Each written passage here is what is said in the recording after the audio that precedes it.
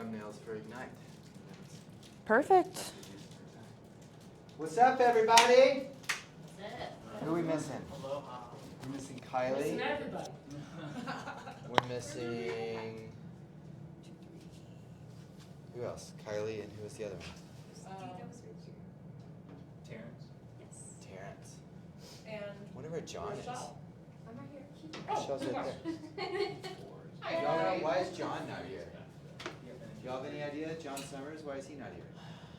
You got appointments? I don't know. Didn't you already take it now? Where's Angela? Yeah. I know. There's a bunch of people. Where's Daniel?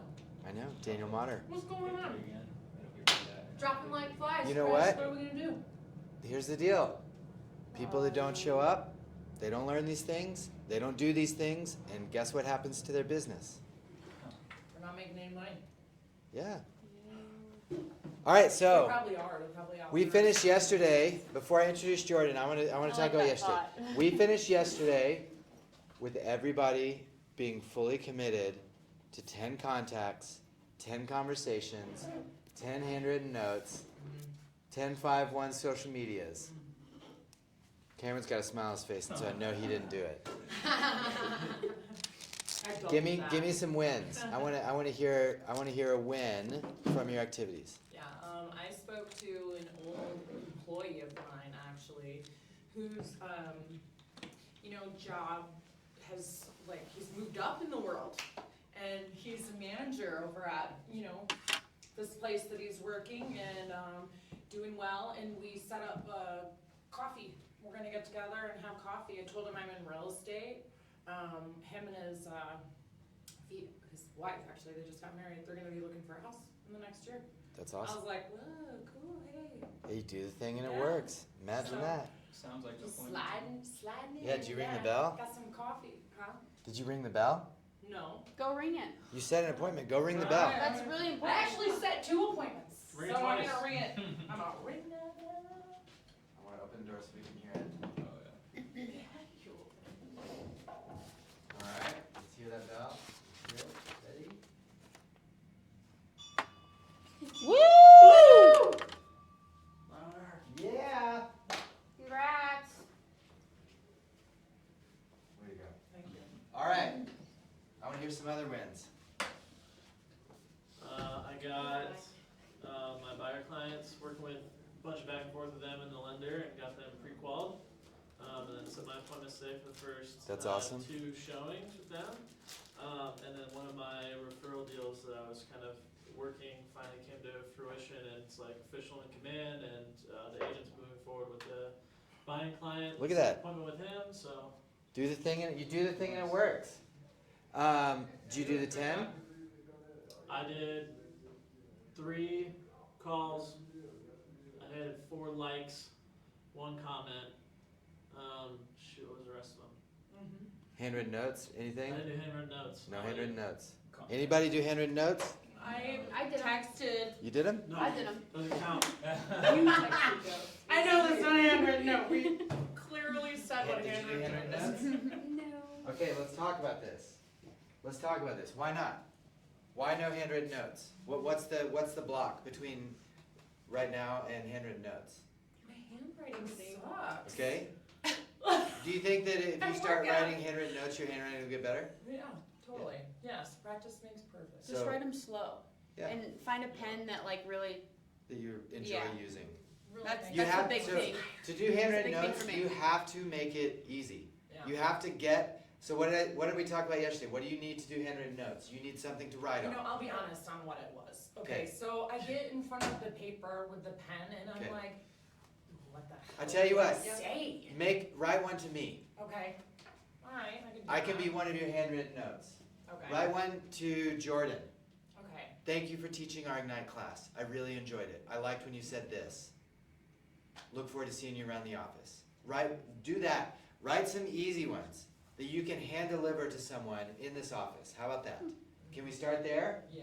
Is that easier? Yeah. Okay. Yeah. Write one to your mom. Is it easy to write one to mom, right? Write one to your best friend. That's Write one to your complicated. roommate. Write one to your spouse. Like start there and see Yeah. how it feels. Okay. That helps. right? My Yes, barrier yeah, was totally. addresses, just for my Sure. database, and I know I can get them, it's just right now I don't have them. So, you know what's That was my big a great way to do 3 things at once? Is you take someone from your phone that you have their phone number, Yep. and you say, hey, I don't have your address and I want to send you something. Can I have your address? I'm putting you into my database right now. Can I have your address? And you already have their name and phone number. You're putting them in their database. You're having a conversation with them that turns into real estate, and then you're going to write them a handwritten note and mail it to them. Right? You just did all 3 in one time. And if you say, can I have your address? I want to send you something. Literally no one will say no. That's fair, yeah. Okay? Contacts. Did you add 10 people into your database? I did. You did. I did. Awesome. How'd that feel? Amazing. I just Did you tag them? created conversation wherever I went. No, I didn't tag them. Created conversation wherever I went. When I went tanning, I went to Nice. Terra Verde, bought some clothes. I was like, hey, guess what? I'm a real estate agent now. I left my Yeah, business card, got some information. Just like wherever I went, I was like, created conversation and was like, hey, look at your phone number. Were you talking to people that like, CRM. were you talking with people that like worked at these places, or just random people inside the? No, I talked with the people that own and work there. Like managers now. So, and you One owns then petroleum shares. you put it into you put them into command. I would go through and tag. Be sure and put notes in there, who they are, where you know them from, all that kind of stuff, and then tag them with the DTD2 tags. That's what I didn't do, was the DTD2. I would do that. Set up those And I tags. did a little, like, and tag 'em. note, like, dark-haired, bubbly girl from Yep. Terra Verde. Perfect. That's awesome. So you know who it is. Uh-huh. Okay. Who did you do 10 contacts? 4. 4. I added Oh, 4. nice. We went to that vendor event, and I just added the vendors that we talked to Oh, Cool. that Friday, I think it was. I added 4 of them into there. Okay. Did you do any of I it? created my database yesterday and I have over 200 in there. So that, Sweet. that's what I was just doing the admin. That's awesome. Awesome. Good for you. All right. The 410 is hard.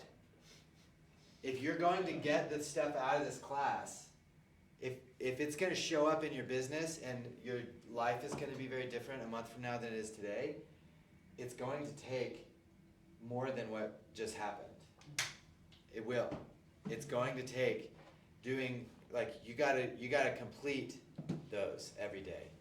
And if it means that it's 9 o'clock and you're tired and you still need to add some people to your database, then like go get in the car and drive To the 7-Eleven and to the hang out. 7-Eleven, drive to wherever. Like go See meet. there? That's what, at some point, and whether it is in this class or whether it is in the future, there will come a time when you are willing to do that, to make this work. And when you do the work, the results will show up. When you are willing to go drive and sit in front of Walmart at 9 p.m. and have conversations with people, like y'all laugh, but when you're willing to do that, it will show up in your business. And if you're not willing to do that, then like adding 4 into your database, like that could give you some business. It's not going to change your life, probably, right? And so I've seen this enough times that I knew what this conversation was going to be like today. After everyone raised their hand and said, I am absolutely committed to the 410. I've seen this. I'm not disappointed. Let me say that. I'm not disappointed in you. Let's get back on the treadmill and let's work a little harder. Okay? Yesterday was setup day, right? And we're testing the waters. Moving forward, you got another opportunity. We're gonna have this conversation again on Thursday morning, right? Because tomorrow's the team meeting. We're not gonna meet in this setting. We're gonna have this conversation again on Thursday morning. How was it? 410. Okay? You can do it though. And this is where your life won't change by listening to the wisdom that Jordan has. As good as that is, and as important as it is to know that, it won't change your life. What will change your life is having 10 conversations, even if 2 of them have to be in front of Walmart at 9 p.m. Like, that's what will change your life. Am I wrong? No, you're right. Maybe choose Awesome. Briargate though. I don't know. Yeah. The Super Target up in Briargate. There you go. Or Whole Foods. Don't go to Walmart Yeah, off go- of Main Street, you know. Maybe avoid Walmart. Yeah. Oh, man. Especially the one on It's the example that I use though. Like, how far are you willing to go with this? Diana Kokoska, who wrote the course Bold, which we talked about, she wrote that course.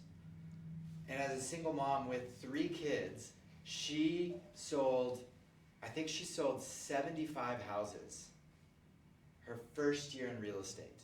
Because she was working with a coach who said, well, how willing are you to do this? And she said, I will literally do whatever you tell me to do. That's awesome. And it was like, okay, you're going to add 20 people to your database every single day. That's what you're going to do. And if you don't do it, I'm not going to talk to you. That's how willing I am to hold you accountable to this. And so she did it. And she said that there were like 10 p.m., loading her kids up in the car and going through the drive-through somewhere to have a conversation and get some contact info and add it to her database to get her 18th and 19th and 20th contacts. That's awesome. Every single day. That's awesome. And it showed up in her business.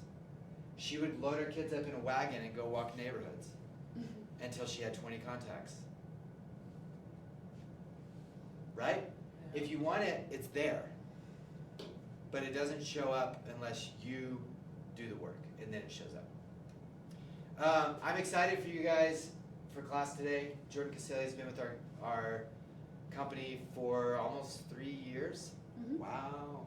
Mhm. Started her real estate career here after a career in the Army, and was Rookie of the Year in her first year as a solo agent, and is an ALC member, Agent Leadership Council, and is on track to sell 25-30 homes this year.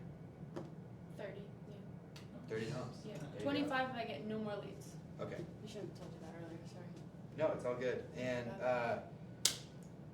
so Jordan's going to share with you how to embrace your job and share some of her experiences along the way. So Jordan, take it away. Sweet. Yeah. Just to piggyback off of the conversation that we just had about having conversations, I think even if you just are open to talking to people and are friendly, you can get leads in ways that you wouldn't really think. I literally had a conversation with a guy who I thought was just a random old man in front of my house while I was doing landscaping, and it's now turned to 2 deals. So, you know, you never know kind of where a random conversation will take you when you're doing landscaping, right? So it's like, just be open to conversations. Be friendly, and you might be surprised.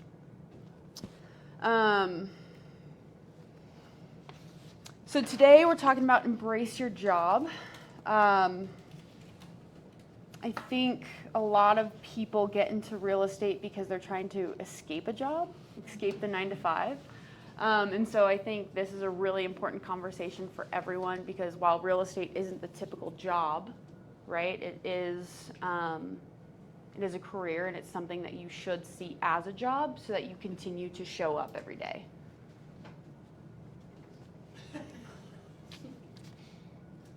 Working on it. Awesome.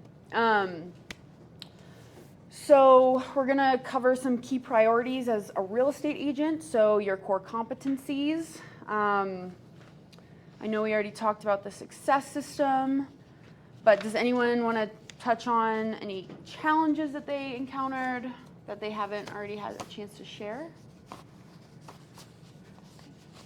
Just knowing the market. Yeah.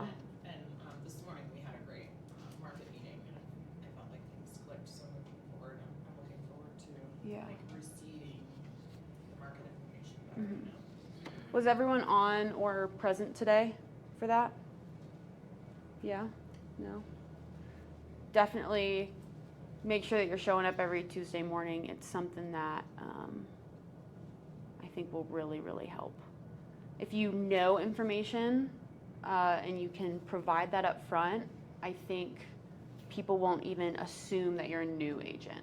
You know, that was kind of my tactic when I first got licensed, was how can I just kind of word vomit all of the information that I know about Colorado Springs and the market, and essentially be the one directing the conversation, so that way they don't ask me how long I've been licensed, or you know, how many agents or how many buyers or sellers I've helped, you know. So it's just one of those things that I think really is helpful.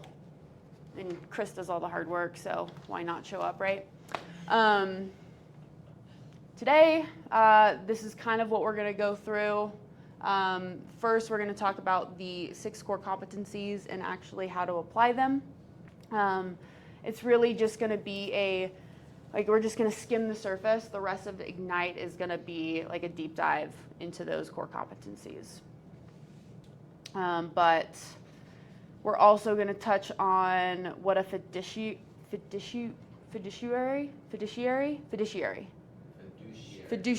thank you, is, and what that means for you and your clients, and then also,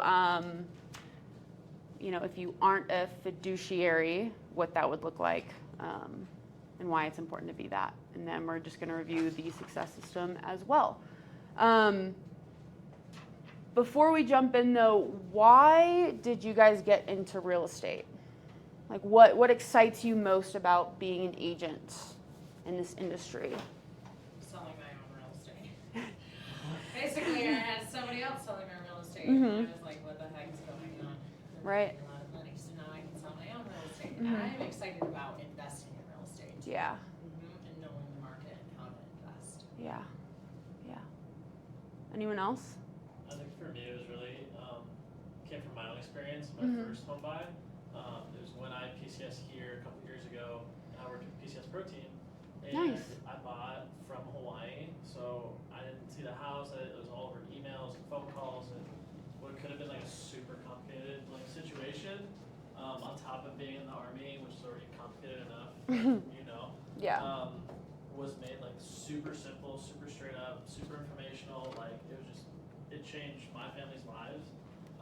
So that was, I always kind of like had an interest in real estate, but that really solidified as, yeah, when I get out, I'm gonna do this, because like the impact it had on me and my family, I was like, I wanna do that for other military families, and then obviously for civilian families as well. But that was really my initial desire, was like, I wanna help out military families, how they help me. It Yeah. was really just a crazy experience. Cool. So, yeah. Anyone else? I'm gonna make everyone share, so You said you are gonna make that. yeah.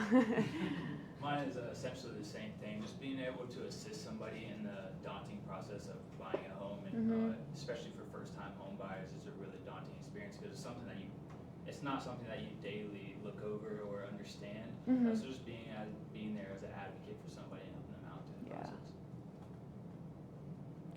I'm kind of like Amy Jones, so she literally said something that resonated with me when she said, real estate is just a byproduct, but I love business. It's not something that she wants to do, but I'm very business minded. So Yeah. this is Cool. great. Nothing wrong with that. I like the freedom of it. Mhm. It's like kind of on you to be successful. Yeah. You can make as much as you want. There's no cap. I'm not gonna lie, I was looking through the SkillBridge website. I knew I wanted to do SkillBridge. And 99% of the jobs were IT related and public affairs. Like, Yeah. there's no bridge there. Yeah. And I was like, oh, there's this one listing for real estate. I was like, oh my god, I've seen every HGTV show. I love this stuff. It's really Selling fun. sunset. And I Yep. used to working with people, so that Yeah. was kind of just given to me. Yeah. It's a people business. You know, if you're good with people, generally speaking, you could be very good at real estate. I think we all kind of touched on the same stuff, you know, with a couple of other things in there as well. But, you know, real estate can be super, super rewarding. I got into it because I bought a house in Hawaii. Realized that, you know, with your own research and trusting a professional, you know, you can do very, very well in real estate. I did a couple of DIY stuff, you know, to make it a little different from all the other homes in the neighborhood. It was a new build, bought the best lot, you know, in the community, and ended up selling for just under 6 figures profit 18 months later. So it was, that also was definitely a motivating factor. But it was life-changing, right? And obviously I sold at a good time. I honestly sold before I should have, but knowing what I know now, right? But I saw that real estate can change your life. And so that's why I got into business. And one of the things that I wasn't taught when I first got licensed was, you know, all of the things that are important to be successful. You know, I assumed, oh, well, I talk to a lot of people, I'm friendly, you know, I smile, you know. I used to joke in high school and in college that I could fit in with any friend group, and so I was like, yeah, I can put me into a situation and I'll fit in, you know. But I didn't really understand or know what the daily activities had to be, you know, to be successful, what your habits have to be, the importance of a schedule and actually sticking to it. And sometimes, I mean, it's cyclical, you know, the business is, and it's pretty easy to kind of fall off there, but as long as you find your way back, you're going to be successful. But let's get to the 6 core competencies of a business. Can someone read these for me? Number 1, lead generate, capture, and convert to appointments. Number 2, present to buyers and sellers and get agreement. Number 3, show buyers and market sellers. 4, write and negotiate contracts. 5, coordinate the sale to closing. 6, manage the money. Thanks. I appreciate that. Helps me save my voice. But yeah, so this is a sales business, right? You know, this isn't like, you can't just assume that leads are going to come to you. And so these things are all really, really important. Some of them are pretty straightforward. It's like, yeah, no, duh. But once you actually dive into the, you know, the weeds, it gets a little bit more, you know, it's not all straightforward and as transparent as it may seem. And like I said before, you know, as you go through Ignite, we're gonna really dive into each of these different topics. But right now, we're just gonna kind of skim the surface. So this first one, lead generate, capture, and convert to appointments. Lead generation is obviously your first priority. If you don't have leads, you don't have business, right? You know, you can't get to the closing table if you don't have anyone to talk to.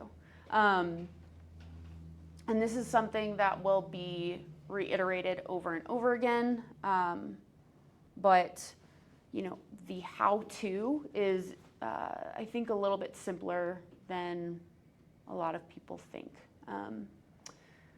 When talking about capturing, so you got to generate the lead and then you have to capture it. What do you guys think that means? Database and command. Mm-hmm. Essentially do what I think. Yeah. Specifically, what information? Name, number, a way to contact them, email address or number, preferably address, and then maybe some like personal notes on what conversation you have with them. Yeah, social security number. Yeah. Yeah. No, but yeah. So where they're living, you know, not necessarily a address unless they own a home, but that would be really great. So you can send them mailers, mail, all that good stuff. Send them a note. Another thing I like to get, you know, and you can get this actually usually on Facebook, if you just add them once you know, capture their name and all that good stuff, is their birthday. You know, because even if you don't have their home address, you can always send them a little note on Facebook. And, you know, I would, maybe Chris doesn't consider this a written note, but, you know, for me, I'm like, well, if you write them like a little letter on Facebook, super short, to the point, but, you know, let them know that you're thinking of them, happy birthday, etc., whatever. That could definitely lead to business, or at least gets you back in, in their mind, right? Another thing that is important, and I don't do this, I just kind of assume, if someone's giving you their information, that they're giving you permission to contact them. But there is a note here that says that you ask for permission, and I'm sure that's due to all lawsuits and such. So yeah, make sure that you ask for permission to stay in contact with them and reach out. Yeah, don't use scripts, all that good stuff. And then converting to appointments. You just got your first appointment. What'd you do? So first was just making contact, which was just walking up to a complete stranger, talking to them about what kind of goals they had, if they were, needing to buy or selling real estate, kind of establishing their needs, and then I just kind of went on the mission to not sell them anything, but meet what I think their needs most encompassed. So after I kind of showed them that hey, I can meet your needs, it turned into getting them appointments with lender, and having appointments with both the guy I spoke to and his wife, just on the phone, just talking them through things and giving them information, answering questions.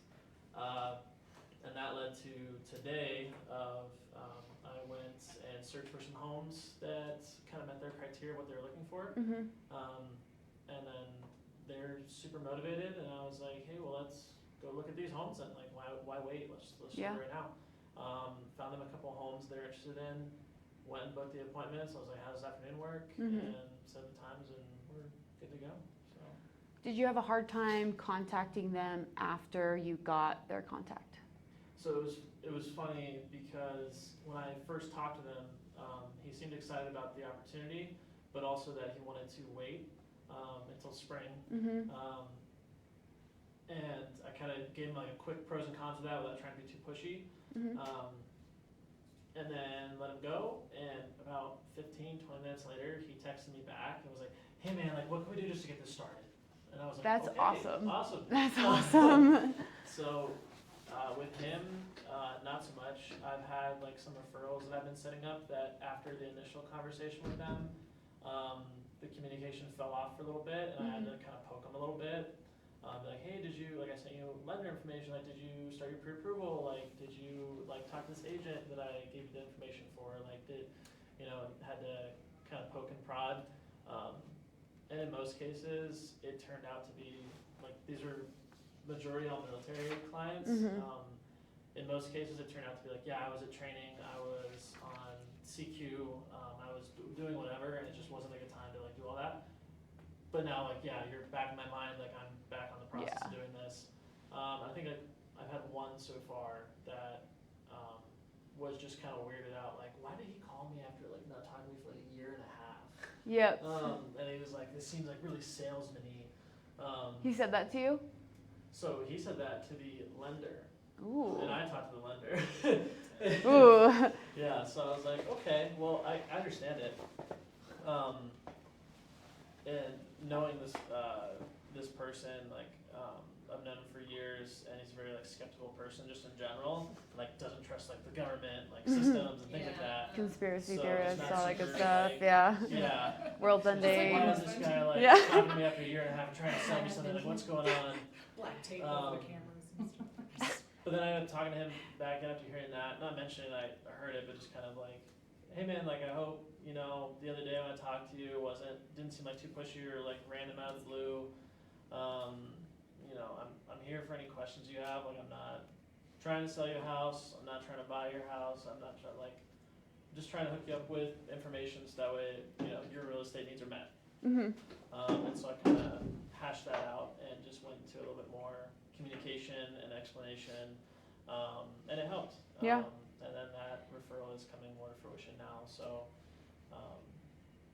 yeah, that was like a barrier that I experienced for the first time, and learned from the process of just like sometimes I guess people need a little bit more than you think they need, Mm-hmm. and it might not be like evident at first. It might come out later, and you realize like, why isn't anything getting traction? Why aren't things moving?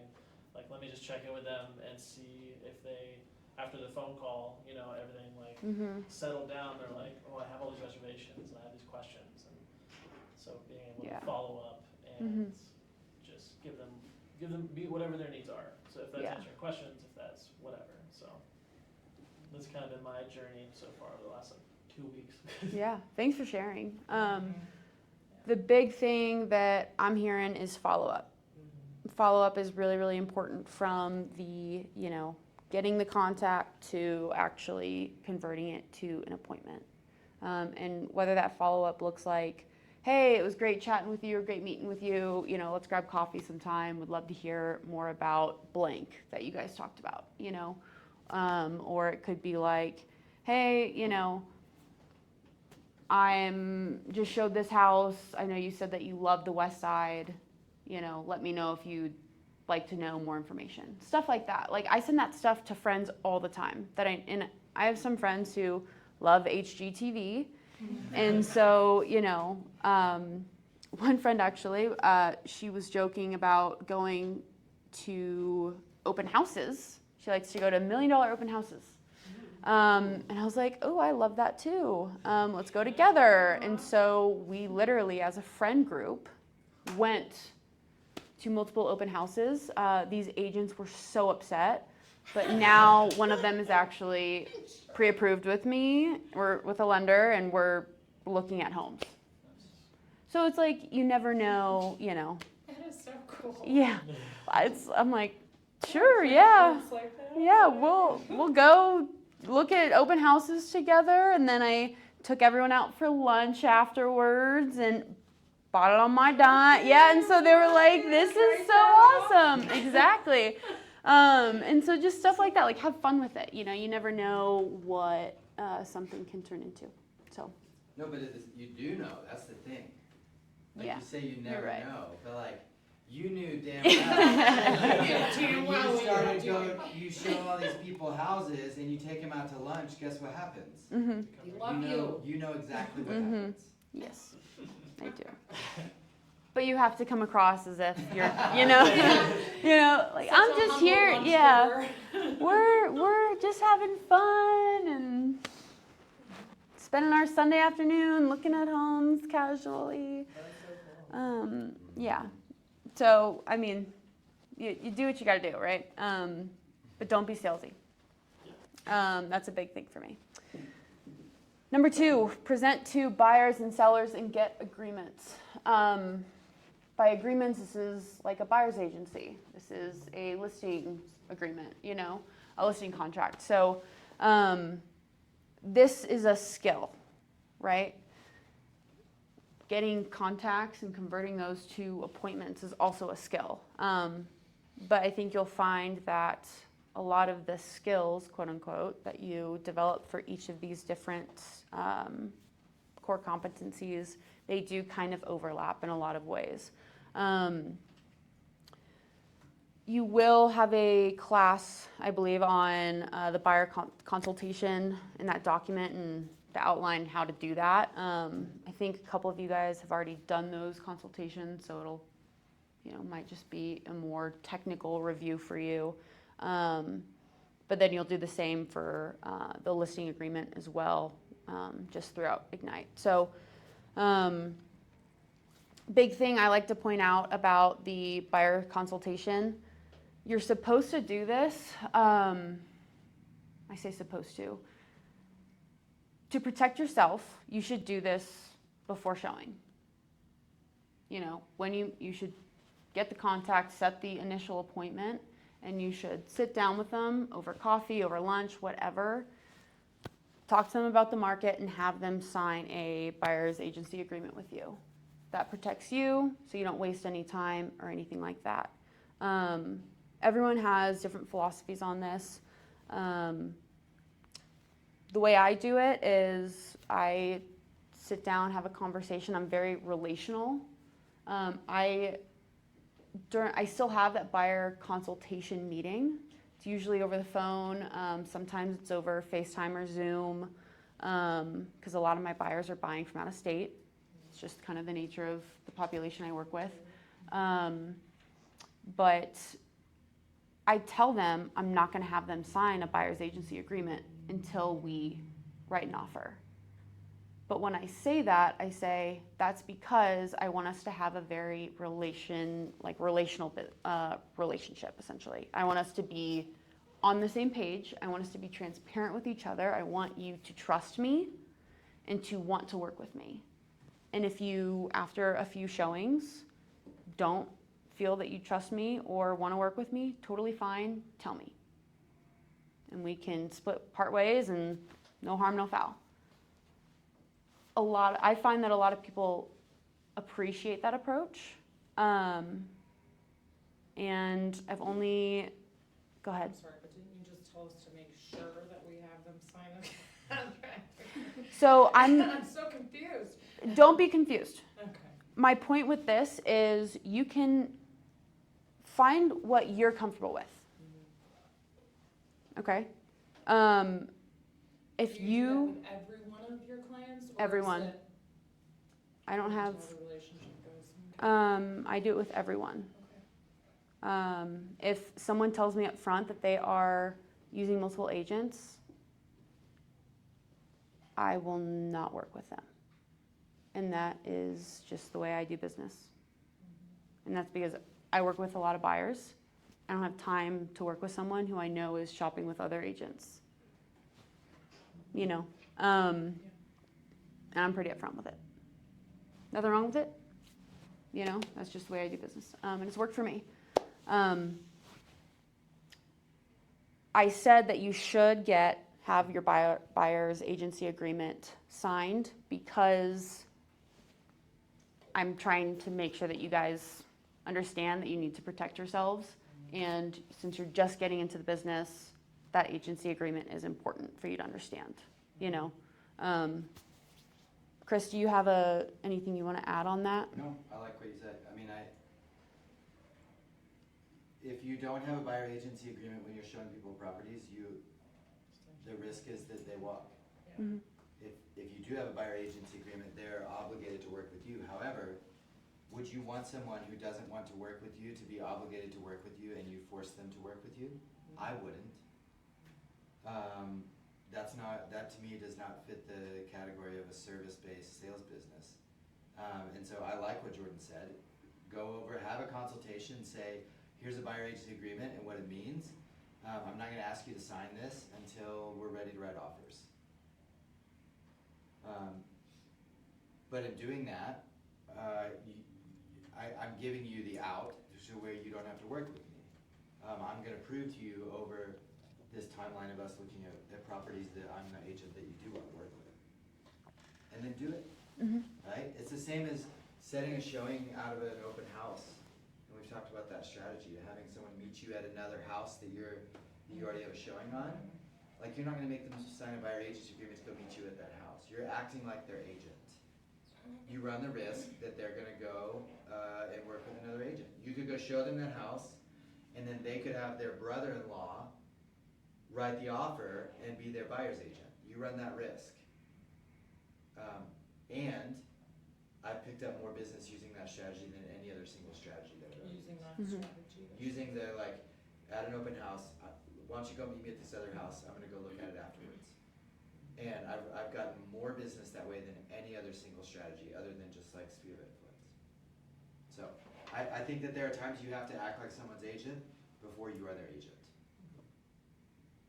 And that fits exactly with what Jordan just said. Yeah, you build the relationship. Does that kind of clear it up? Yes. But again, if you're like, no, I'm having them sign that agreement, then great. that's fine. Yeah, it's your business, right? What works for you doesn't necessarily work for someone else. Listing agreement, completely different story. When you go to that listing appointment, you have them sign. Get the signature. Because you want them starting that process with you immediately after that appointment. So, Even if they're not selling for 6 months, get the signature. Get a signature and write the date out for how long, like, because. I mean, you can justify, if somebody is like, I'm gonna sell next February, be like, great, this is perfect time, that's why we should be talking right now. Mhm. And they're like, really? Yeah, all the things that need to happen between now and then for you to maximize the value of your home, that's what I'm paid for. I will absolutely maximize the value of your home at a sale. And so we need to be working together now so that we can line all this stuff up. And a lot of these things aren't gonna cost you any money, but they may take some time. This is perfect. We have time, that's great. Right? Mhm. That's how that conversation goes. yeah. And then they're like, oh, okay, cool. You can always amend the date. It's Right. not. And you can amend the price and all of that stuff. Third competency, sorry, words are hard. Show buyers and market sellers. What does showing buyers mean to you guys? Getting out in the market, looking at homes, piquing their interest. Anyone else? Understanding what their needs are so you can provide the best assistance to them. Not necessarily just like showing homes, but getting an understanding of what homes you need to show for what they're looking for. Yeah. Anticipate their wants, needs, all that good stuff. And that's kind of a skill that some people have it like pretty naturally, they just have really great, communication skills and are pretty relational. So that comes really naturally for some. Other people, not necessarily as much. So it's just something that you gotta kind of have some self-awareness there and, work on that. Marketing listings for sellers. What about that one? What does that look like to people? Photographer in there, obviously get them on the MLS. Mm-hmm. Photography and making sure that the house is clean, decluttered, Mm-hmm. if they're still living in there, showing the home. Mm-hmm. What are some other ways that you can market a listing? You can highlight all of the, like, for instance, like with Daniel Shilton, I went with him to Mhm. do an inspection and an open house, and they got a new roof like 2 days ago. So just some things that the sellers can leverage. Highlight the selling points, is that what you're saying? Yeah. What about different platforms to market a listing? Like all types of social media, Mm-hmm. different Facebook groups, and Mhm. stuff like that. Email, you can blast You blast all your the potential listing buyers. out, yep, Right. to potential buyers, to agents. I get like probably 30. Yeah, I've got like 4 just this morning. It's so annoying, but also So it's useful. So you're blasting that out to other agents? Mhm. Yeah, so they know. there's a strategy that has been around forever. It started as a direct mail strategy, but as you build your database, you can send out a listing to your database and say, we need your help. Who do you know that could buy this house? And like, it really is like, we need your help. Who do you know that could buy this house? And then the next month, so that's like 1 month, you send out a couple listings that way. The next month, you say, thanks for your help. All these people are looking for these houses. Who do you know that is wanting to sell their house? So then you like send out a buyer's list, buyer 1, buyer 2, buyer 3, and you describe what that buyer is looking for. Send it out to your database. And then the next month, we need your help. These are the houses that we need to sell. Who do you know that wants to live in these houses? The next month, thanks for your help. Here are all the buyers that are looking for houses. And it just goes every single month. You send out a different approach, but it feeds itself. You're asking for input on who do you know who's wanting to sell their house. These are the houses we're looking for. And then the next month, here are the houses that we have for sale. Who do you know that wants to buy a house? It's brilliant. But I love that. that's like an internal strategy. Once you build your database to be 1,000 people, you've got a lot of market reach just right there. Mm-hmm. Just right there. Yeah. Knowing how to market a listing and being able to communicate that with a seller, potential seller, is really, really important at a listing appointment, right? If you can, like Kyle Pettit, that dude in social media is unreal. That Right. dude, is that what you said? Yeah. Yeah. Like I mean, the reach that he has, created on social media, on TikTok, through video it's really, really impressive. So, and he's actually, I think, teaching the social media class. So make sure that you guys all come prepared and take a lot of notes. But yeah, it's something that is really powerful, and you can win listings that way.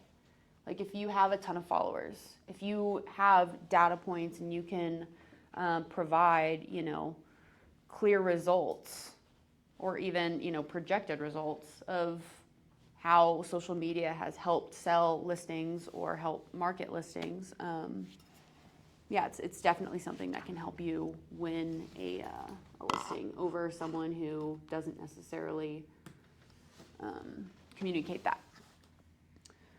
Number 4, write and negotiate contracts. This is probably one of the most underrated portions of being an agent, because this is like the legality side of things.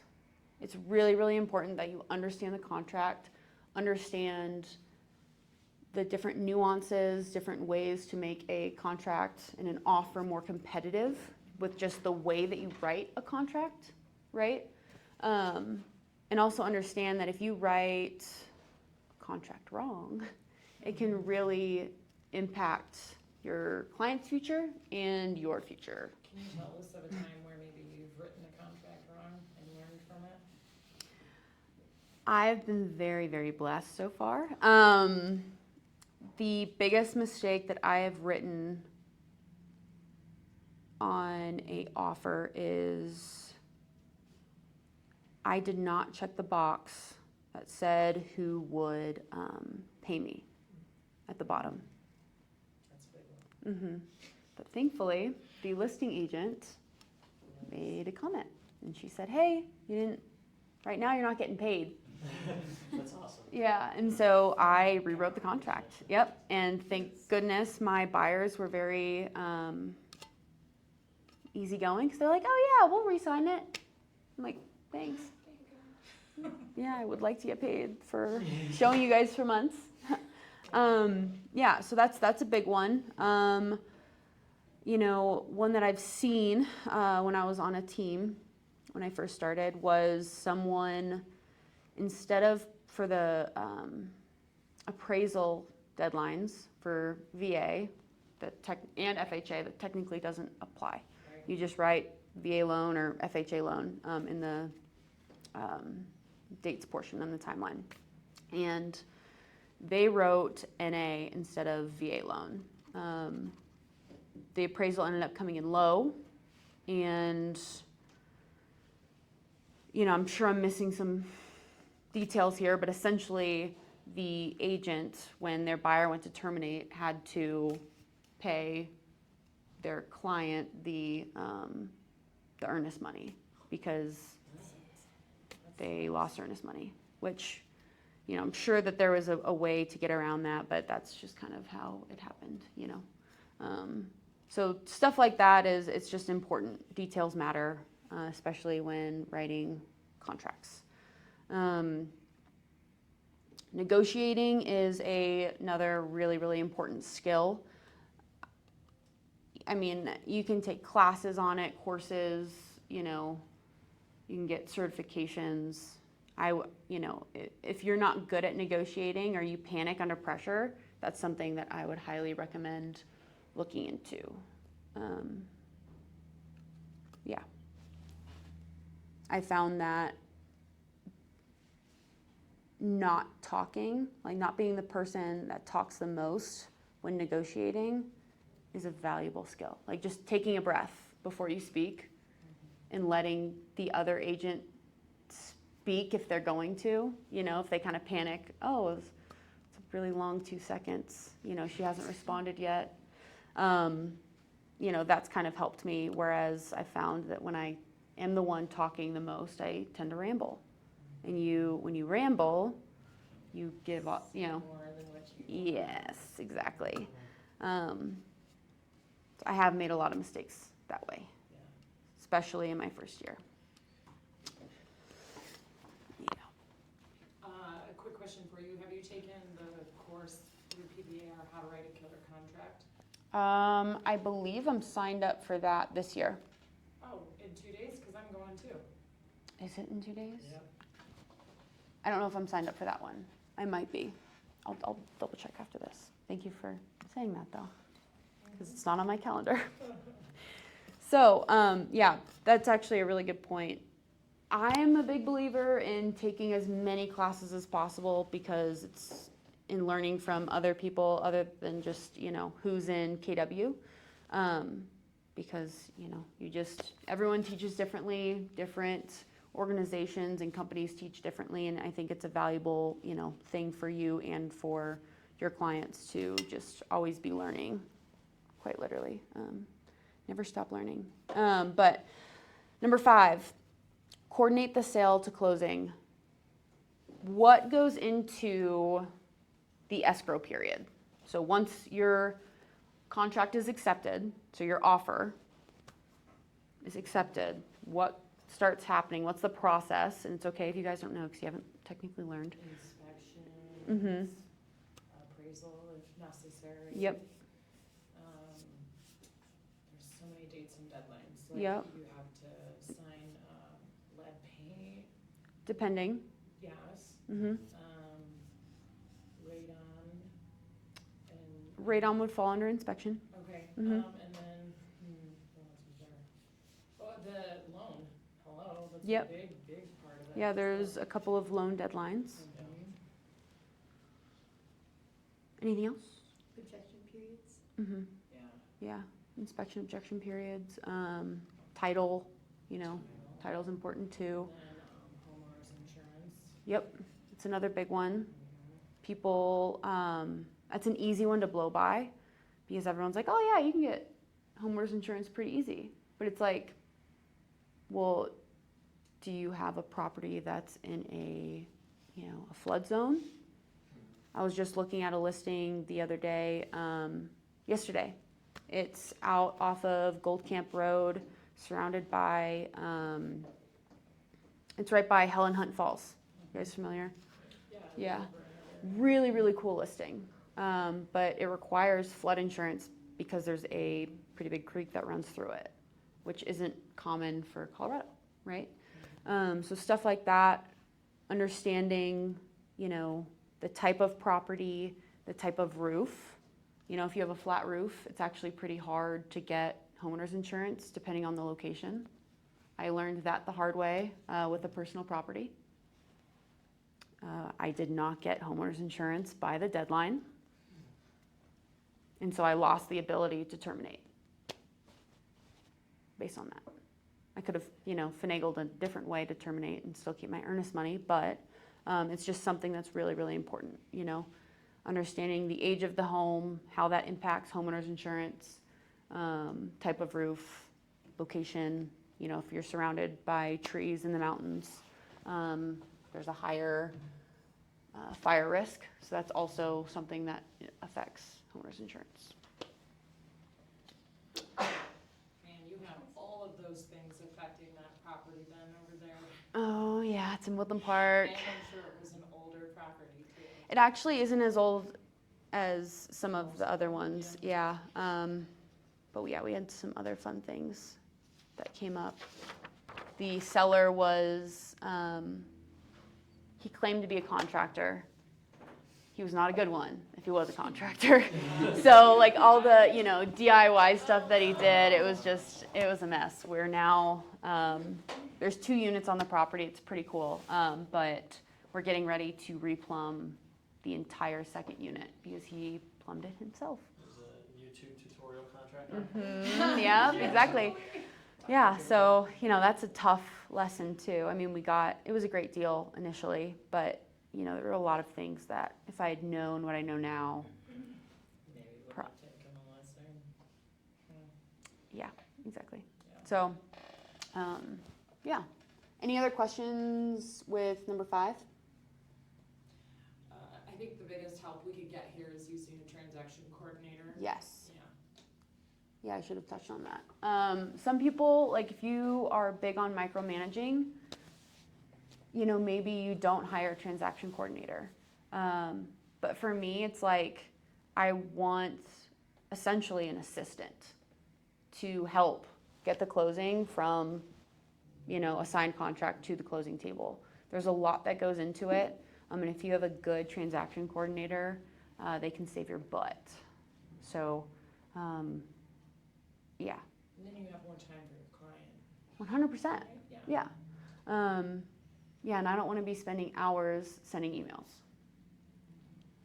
Based on my personality, honestly, I probably wouldn't send the emails, and that's part of the problem too, you know. And we can touch on that later with your responsibilities with your clients. Yeah. The last one, and you know, you can argue that this is the most important, is manage the money. We'll touch on this later too, but I think you guys learned yesterday that, you know, your paycheck is not all technically your money. You should set some aside for taxes and all that good stuff. It's very easy to get really excited and to want to celebrate, you know, closing or having a signed contract and going under contract. But, you know, I always joke, and there are a lot of jokes and a lot of memes, you know, don't spend the money before you actually make it to the closing table, because, you know, I don't know the statistic, but there's a good chunk of deals that don't actually make it to the closing table. So that's another tough pill to swallow. You know, it's like, oh, I already spent my $10,000. It's like, it's no longer your $10,000. You know, so yeah, exactly. What 10,000? Yeah. Mindset matters. So this is just another component to this industry, this job. If you have a crappy mindset, you are setting yourself up for failure. There is a group that meets every Thursday for ninja selling, and something that we talked about last week was you get to do this. You know, you get to represent your client, you get to go to those showings, you get to see all these cool houses and all that stuff. And that's something that's really, really important, because, you know, if you're going into a listing appointment or a buyer appointment or a showing and you're like drained, you know, your energy's not there, you know, you're clearly not happy and excited to be there, they'll feel that, and it affects everything. Absolutely affects everything. So something that KW likes to bring up in terms of mindset is the 6 personal perspectives, and obviously the KW belief systems. Does anyone remember the personal perspectives from yesterday? Like the E to P and all that stuff. Yeah. 20. Mm-hmm. Or just any like ahas from that? I actually don't even have them in front of me, so. Go ahead, Oz, come on, don't be quiet. Make me proud. Make me proud. Mm-hmm. Come on, you can do it. Quit looking at me. Okay, accountability. So how could that help your mindset? Having an accountability partner. How could that help? Well, accountability is one of the 6 Mhm. perspectives. Be accountable. What'd you say? By just keeping you on track, Mhm. especially if you have an accountability partner, not just yourself keeping yourself accountable, but if you have a partner as well, it really helps keeping you on track and getting to where you want to be. Yeah, and you. Discipline creates discipline. Yep. And if you have someone holding you accountable, you feel like you're in it with someone. Military people, you're in the trenches with someone else, you know. It does a lot. You know, if you have someone that you can vent to about a conversation in the Walmart parking lot, you know, like that is huge, you know. And eventually, I think you guys will find that you'll actually laugh about some of the conversations you have. We're good. you know, you might be having those conversations, and someone who says that you're super salesy, instead of getting offended by it, you're gonna think, oh, I can't wait to, you know, not talk crap, but, you know, talk to my accountability partner about this, because, you know, they're just super jaded. And yeah, so it's important. It's important mindset. There are also some realities about being a real estate agent. You know, it's not all sunshine and rainbows. How long do you guys think, on average, does it take to get a buyer and seller to go under contract?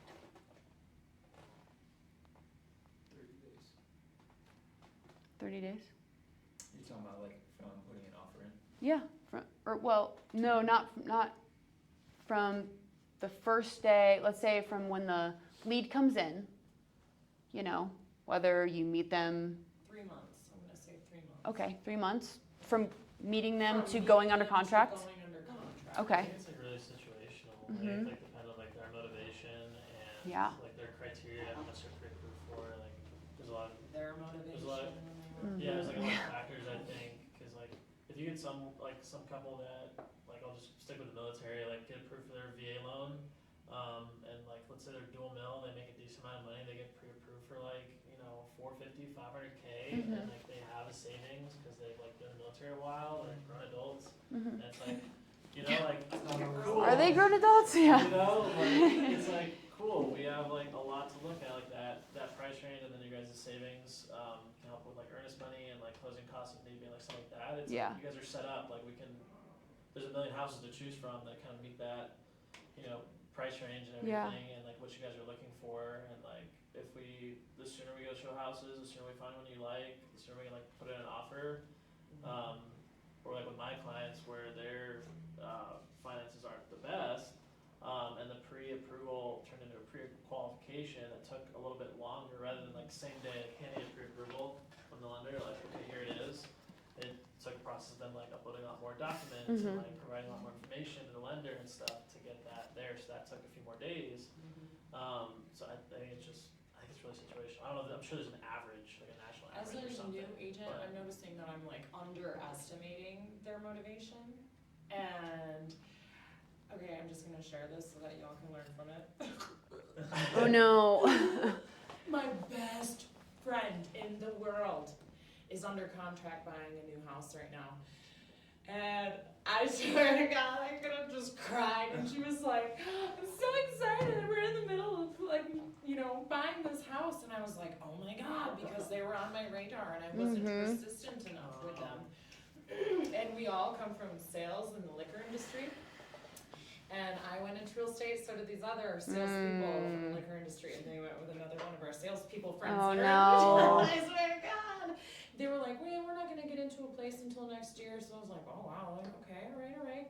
No, like literally 3 months later. Mhm.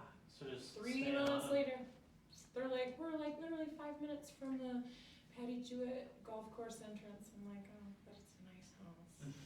I can't wait to see Great. it. That's a good price point too. Yeah. Big company. Let me know. I swear. Yeah. So. Yeah. When are you looking to sell your new home that you just bought? Yeah.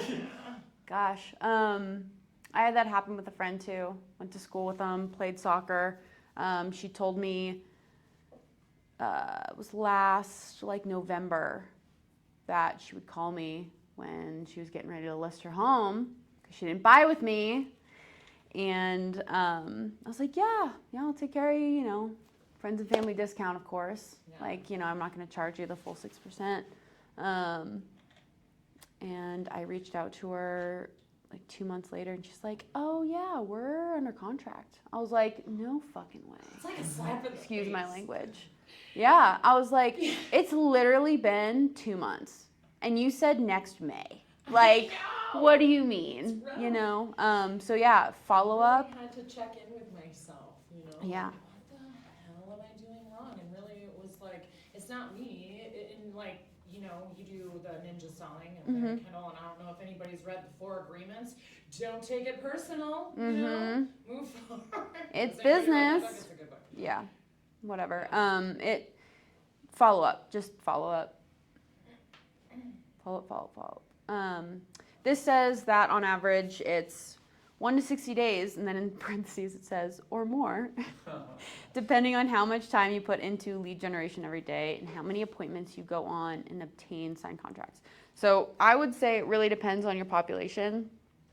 Very few leads that I have come in are ready to start looking immediately. More often than not, it's like, yeah, we're gonna start looking in like 2 to 3 months. And then from there, it's like 60 to 90 days. But on the long end of things, I've had people that I've shown for like a year and a half. And then they went under contract. And then 30 days later, that's when I got paid. So it's like, yeah, you never know. You like truly never know. This is something you already answered. How long does it take to get a transaction to close and for you to get paid? So from the day you go under contract to actually get to closing, how long does it typically take? 30 days. 30, right? Yeah, 30 days. You know, it can take up to 60 if you do a VA assumption. Obviously, it can take 90 days. If you guys are familiar with that. No? Yes? Okay. So VA assumptions. When you get to the contracts class, bring that up. But it just takes longer because you're assuming a loan. But so yeah, that can take 90 days. Obviously, if it's cash, you might know this, you know, working with investors, you know, you can close in a week. Right? Yeah, That's it really what depends on title. Right. And where your funds are located. But yeah, close in a week, More money, 2 the weeks. faster they can close. Yeah, exactly. Yeah, and then I've had I mean, you can also close traditional financing. I've had a VA client close in 18 business days. I had another one close. She was supposed to close, or he was supposed to close in 14, but then the sellers delayed closing. So it ended up being right around 20. But depending on your lender, you know, you can close really quick. So 30 is just a good, you know, average. How quickly do you want to get paid, and how long can you go without a payday? I think no one has to answer this. You know, it depends on your financial situation. But, you know, if you got to manage your money, you know. You got to manage your money.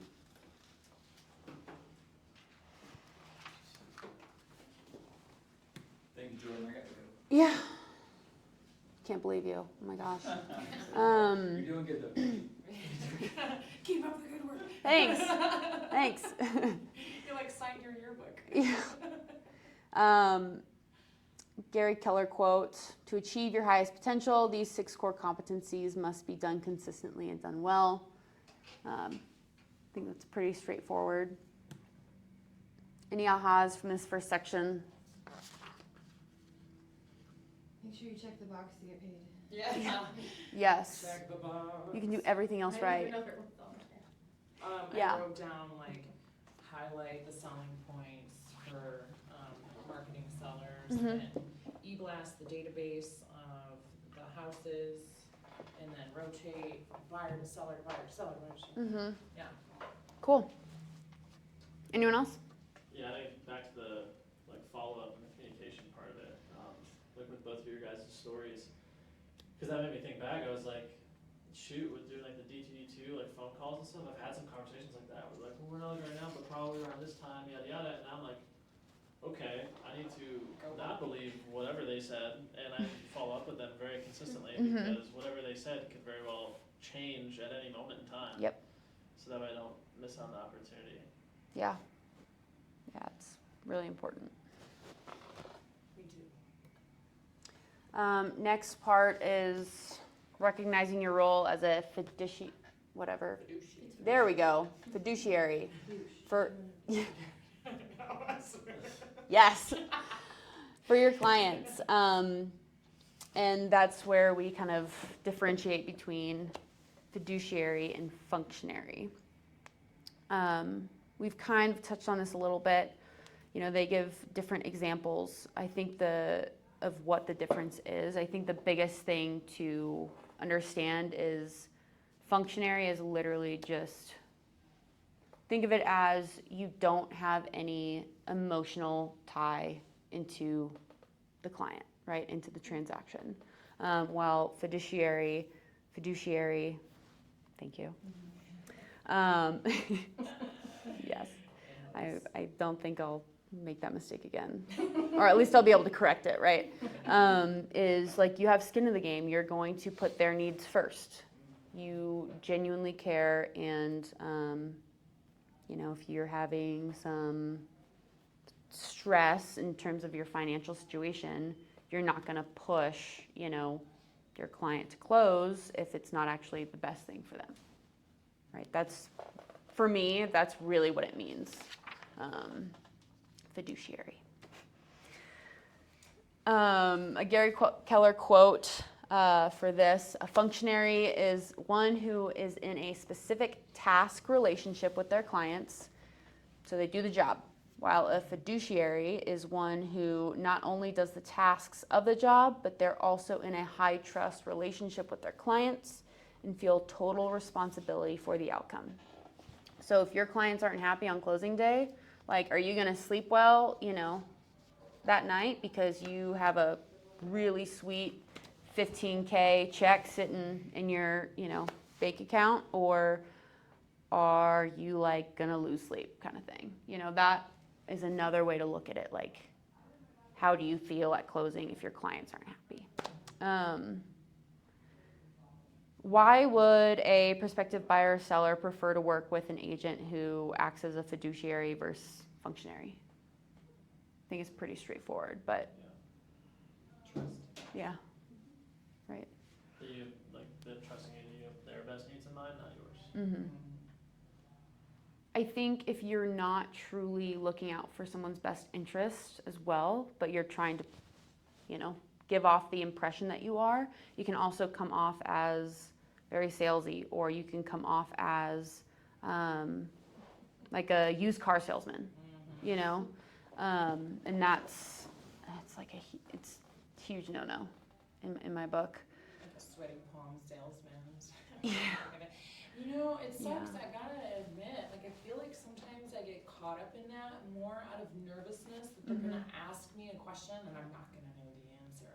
And so I'm like anticipating being asked something that I don't know how to reply to, and I start acting all salesy, you know? Yeah. Just not flowing very well. Right. How would you respond to a question that you don't know the answer to? Like, what is your planned response? I would say, you know, I'm not 100% sure on that, but let me go ahead and look it up. Let me get back to you. Or let me call Chris and see what he has to say. He's our Yeah. expert in the office. Mm-hmm. How about you give me your number and I'll call you back later? Yeah. I like that. Yeah, I like that even better. Yeah. Let me get off the phone because I'm freaking out. I'm sweating. Yeah, I mean, I just say, I don't know. I'm like, I mean, at this point, like, I've been asked so many things, and I think I say, I don't know, I'll get back to you. This is what I usually, like, this is what I've seen, or like, this is what I know to be fact. This is what it could be, you know? But I think it's really important to say, I don't know, and like being willing to own that, because you'll actually, you know, gain the respect of some people. If someone doesn't respect you for not giving you a BS answer, you probably don't want to work with them anyway. They're probably kind of crappy clients, honestly. Yeah. Yeah.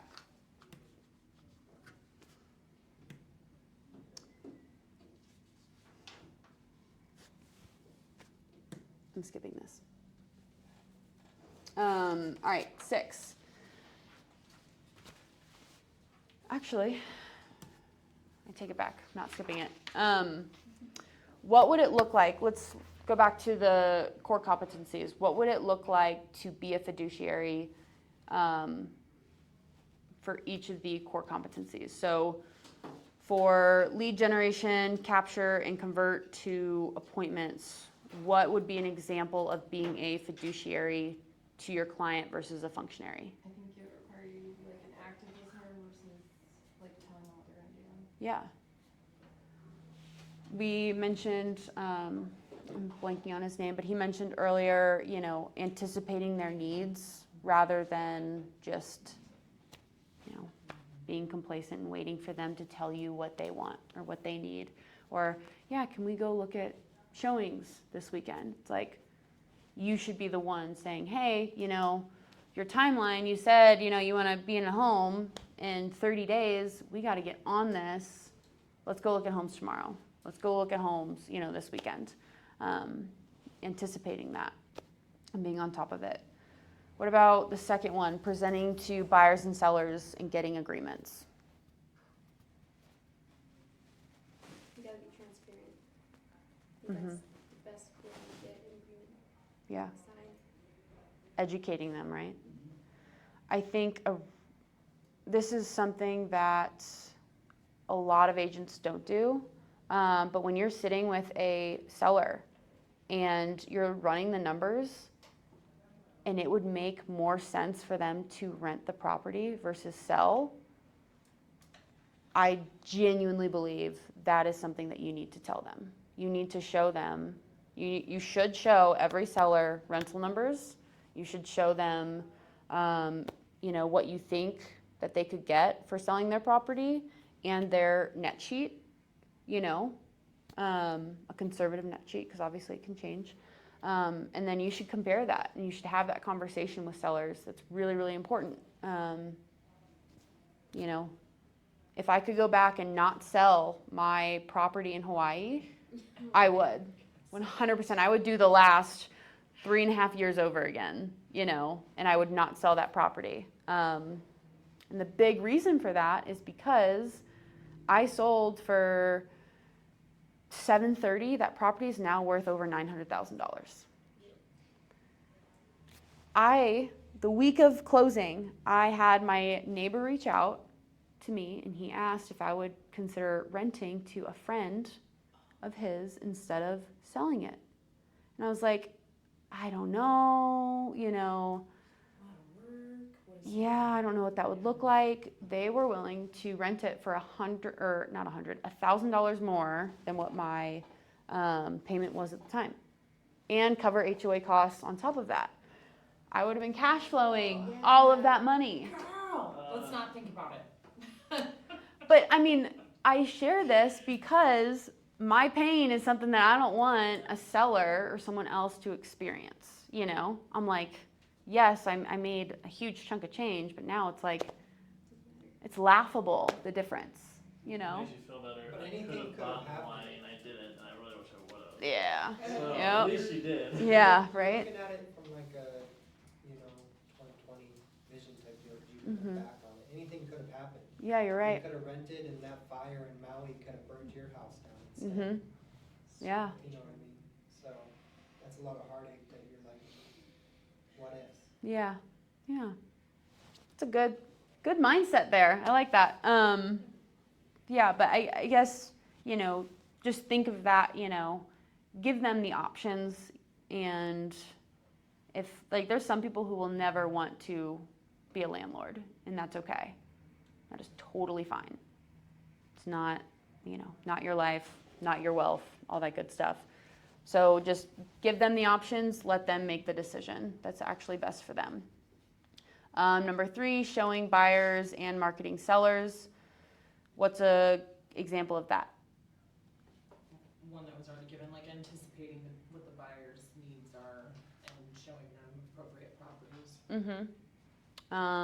Yeah, exactly. On the sell side, it's, advising your seller if you do have multiple offers. If you maybe advising the seller to not take the first offer that comes in, if it's $30K under asking, don't take it. Let's wait. Number 4, writing and negotiating contracts. What about that one? Your fiduciary job is to fill it out correctly, make sure Mhm. that you're representing your client Mm-hmm. in the manner that they describe. Yeah. Making sure you're getting all the inclusions and exclusions down. Yeah. Spelling it out, when in doubt, spell it out. Yeah. Taking the time to understand the contract and actually sitting down with them or talking with them on the phone. Maybe they don't want to sit down with you in person. And explaining it to them if they need that, you know? Leaving them with a blank copy so Yes. that they can read That's a through good it, one. and then sitting down and going through, like, do you have any questions? Okay, this is what this means, this is Yep. what this means. Yep. Yeah. I always, when I send a contract, I say, please don't just sign this. I know you trust me.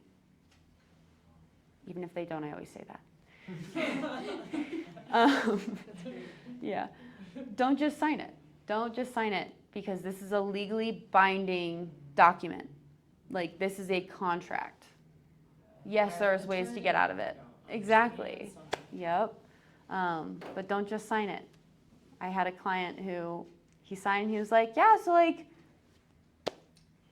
So what's next? what are we under contract for? I'm like, oh no, no, go back and reread. He's like, yeah, I didn't read it. I was like, okay. Would you recommend, cause I know this is like textbook, like real estate school, like how it says, but in real life, those of us that haven't done it yet, would you recommend it's like a good practice to, when you're sending these contracts over, to like, at the very least, be on the phone and like kind of walk them through some of it, or like the most important parts, or like things like that, or is it really just like, hey, you know, you're an adult, this is a contract, like, read it, do your due diligence and sign it. Like, what have you found that like kind of works for you? So most people are gonna want some sort of explanation. Yeah, I think. Because there's some words that they're like, what in the heck is that? You know, when I'm drafting up the offer, I ask them for certain details that I need, you know, just to fill it out for them, in terms of their information.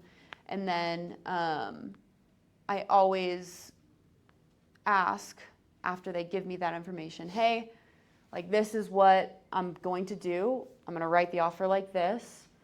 If you would like me to get on the phone with you guys when I send it over, please, like, let me know and I'll be available. And then I also, when I send over the email, I have a pretty long email that explains really important dates and deadlines, really important paragraphs in the contract. And then the inspection period, I say, hey, it would be really great for you to be at the inspection. If you can't be there, totally get it. But, you know, make sure these deadlines work for you if you absolutely want to be there. So it's kind of like a template that you just kind of plug and play the new Yes, details into? exactly. Because I found I was rewriting essentially the same email over and over again. Yeah, that's what Amy said. Can I look at that? Yeah, yeah, absolutely. Very cool. Can I subscribe? Yeah, of course. And then 5, coordinate the sale to closing. What about that one? Making This is- sure that you're reaching your deadlines, you know, coordinate the sale closing. Yeah, if you Reaching the deadlines. Yeah, if you have a ton of clients, hire a transaction coordinator, you know. Have a list of inspectors that you can recommend. You know, and if you haven't worked with them or you can't recommend inspectors, ask a seasoned agent who their preferred inspectors are and say, you know, these are the recommended inspectors from, you know, some of the seasoned agents at my brokerage or in my office. Stuff like that, you know, really, really important. Last one, manage the money. This has its own slide because obviously it's really, really important. How can you be and serve as a fiduciary for this one? For your clients is making sure that the earnest money is in on time. Well, manage your money. Oh, our money? Like, Yeah, why is that like important? CPA? Yeah. Why is that important when you're serving your client, though? because you don't want your personal financial situation to affect the transaction that's for them. Yeah. Like if you're not solid in your finances, do you feel that you can actually be unbiased when advising a client to offer on a home? Like if I'm desperately broke and really need the money. Yeah, right? Please just sign the contract. Offer Yeah. $50,000 over the listing price. Yeah. Pay for all your closing costs and this. Yeah. Yeah, exactly. It's Comes across desperate. well, I mean, it might The not people though. I wanna work with, I want them to trust me with millions of dollars, and if they look at me like, you know, I can barely make 100,000, you know. Or you can't That's a lot of manage money. Yeah, the I money can. that you have. That's a lot of money to some people, okay? Well, it's a lot of money. So. Yeah. Yeah.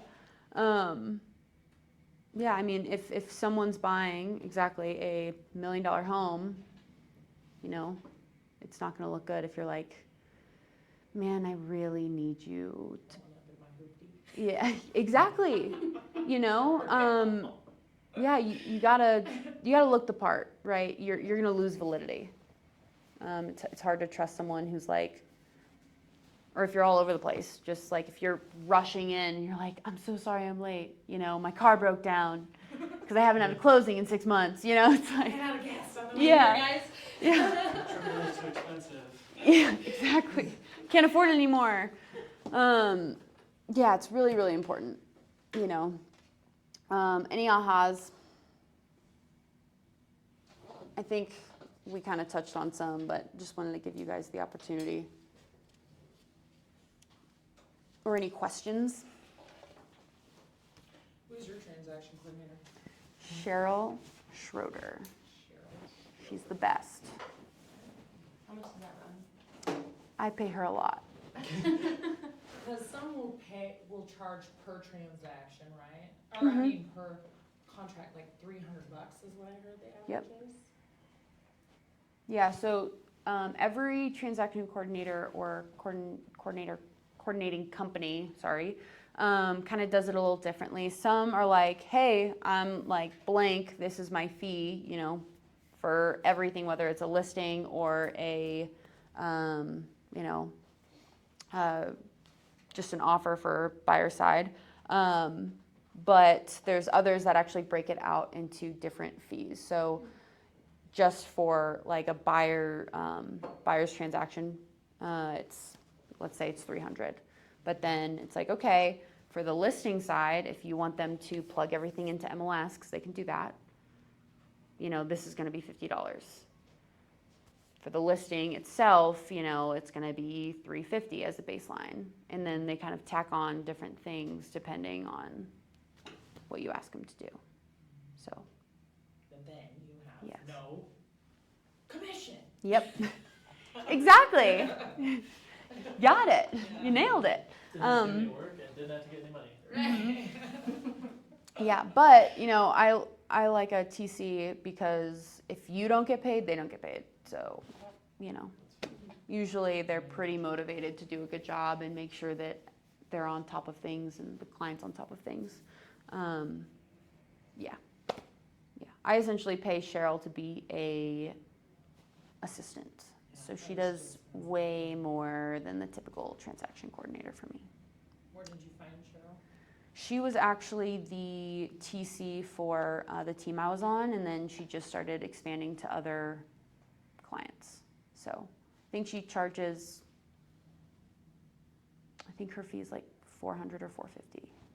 $400 for the typical agent, but I pay her more than that because she does more than for me than she does for other agents. So Fix up your dry clean. no, but she calls anyone I ask her to call. And she answers every email, and if I don't respond to an email, she'll call me and say, hi, I need you to go to this email on this day and answer this, because I'm legally not allowed to answer this for you. I need a Cheryl. Yeah. Cheryl is amazing. Cool. She's amazing. And worth it. But I'll be your Cheryl. Hey, Cheryl. Yeah, baby, work it. I love that. The next piece is just the success system. And we'll go over that. Another fantastic Gary Keller quote. If you guys didn't know already, Gary Keller and his writing team has written like 1,000 books. MREA is one of them. It's one of the more well-known ones. Says nothing else about your business will have as big of an impact on it as the number of leads you have. I would argue it's actually the number of qualified leads. You know, if you have like 100 leads coming in from like Facebook ads and they're just crappy leads, yeah, like that doesn't mean anything. Like if you can't get them on the phone, it doesn't mean anything. Yeah.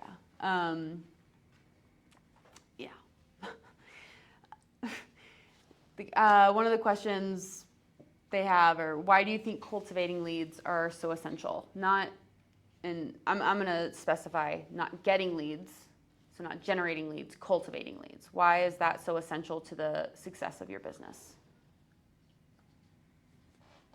You just need to win them over. Mm-hmm. Yeah. And I think cultivating also, like when I think of that word, I think of also like following up, building a relationship and rapport with them. So that's just, obviously, it's important to do that because if you aren't building a relationship with leads, you know. You have to sell yourself first before you sell the woman. Yeah. That's what we're doing here. Selling yourself. A little piece of me. Uh-huh. Your soul, right? Anything to get to the closing table. Almost. Almost anything, yeah. Joking, but yeah. Yeah, some of that's pretty straightforward. Accountable people achieve results others can only dream of. Yeah, if you're not going to put in the work and actually do what you're supposed to do and hold yourself accountable, obviously you're not going to achieve your goals. You know, especially if you have kind of lofty goals.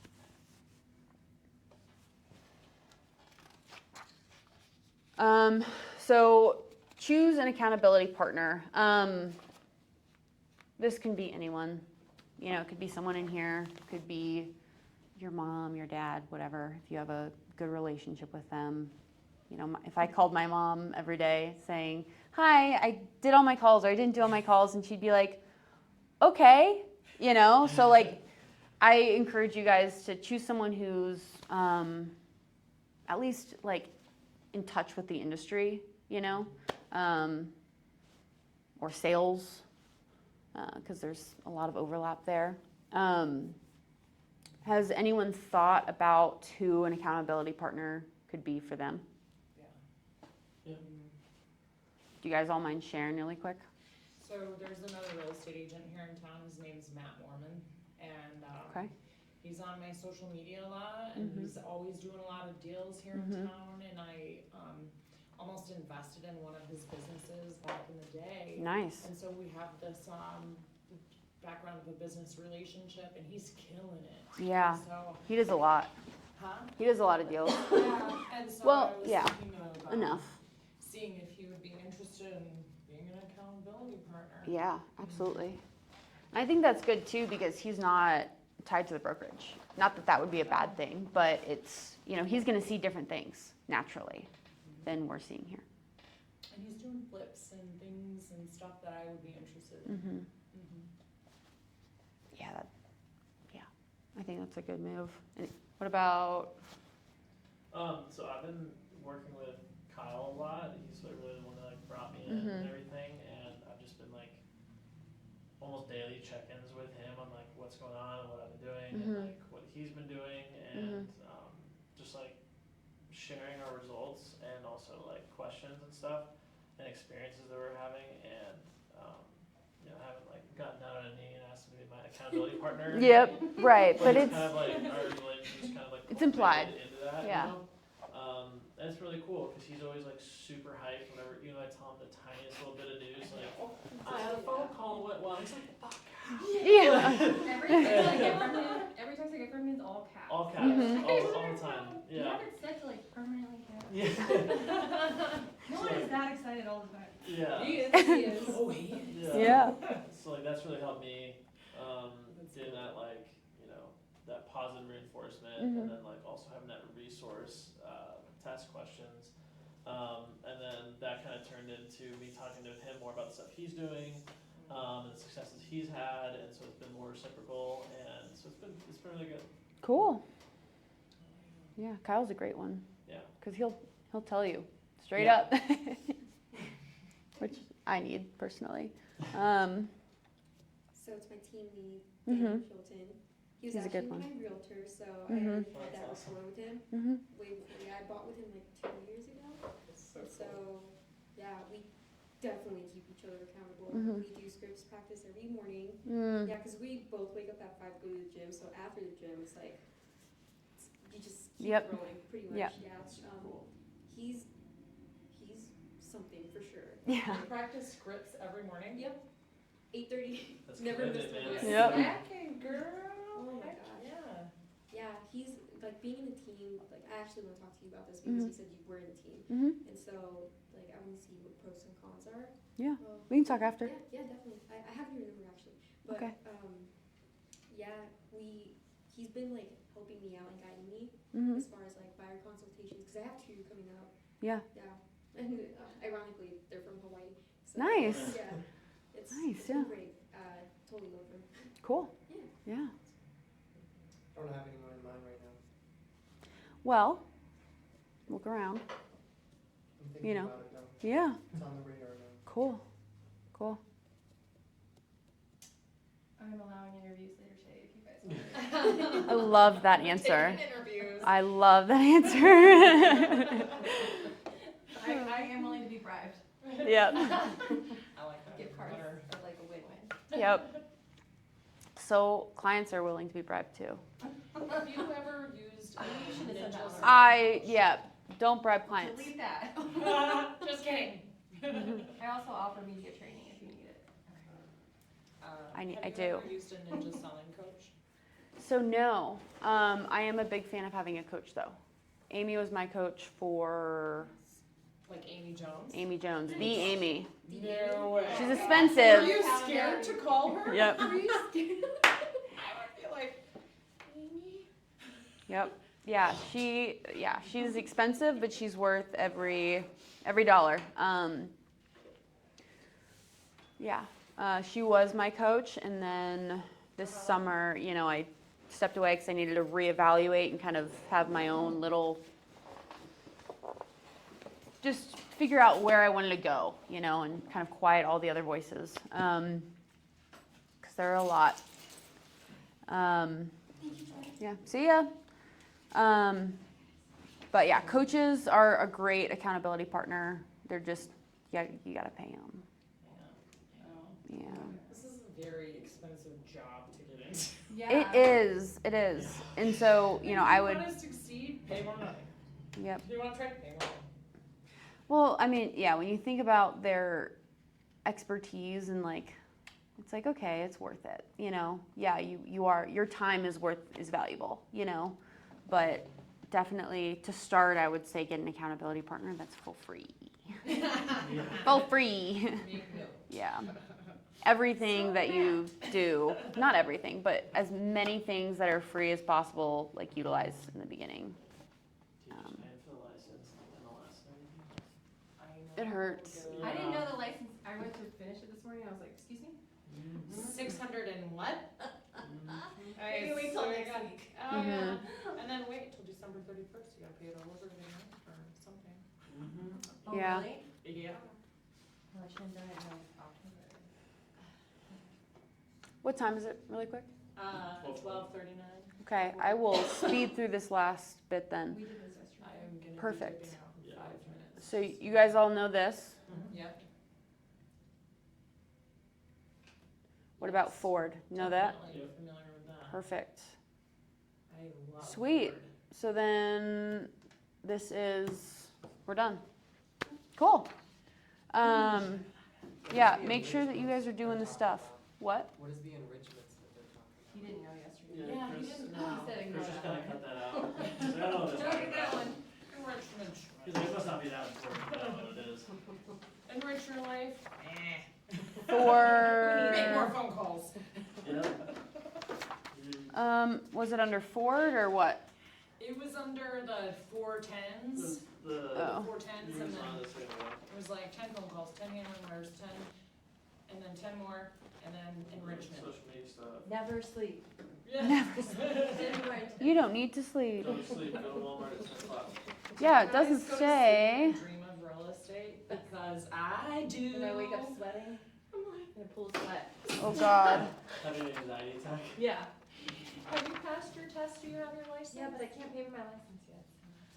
I see what you're saying. Gotcha. Yeah, well, there's that. It doesn't say. I would assume enrichments could mean like enriching your knowledge base. That's kind of what I'm thinking. So just things like learning, you know, whether that's diving into the, you know, the market and researching the market, researching the springs and surrounding areas, like what's happening, stuff like that. But yeah, it doesn't say. I'm sorry. No worries. Enrich whatever you want. Yeah, Just enrich something. enrich your life. Enrich. Go do something that maybe that's it. Like You know, doing go something that makes you happy. Be active. Talk with other people. Hand them your business card. Yeah. Should you all do Get that? business cards if you don't have them. Yeah. Jordan. Huh? Should you all get that? Yep, I'm good.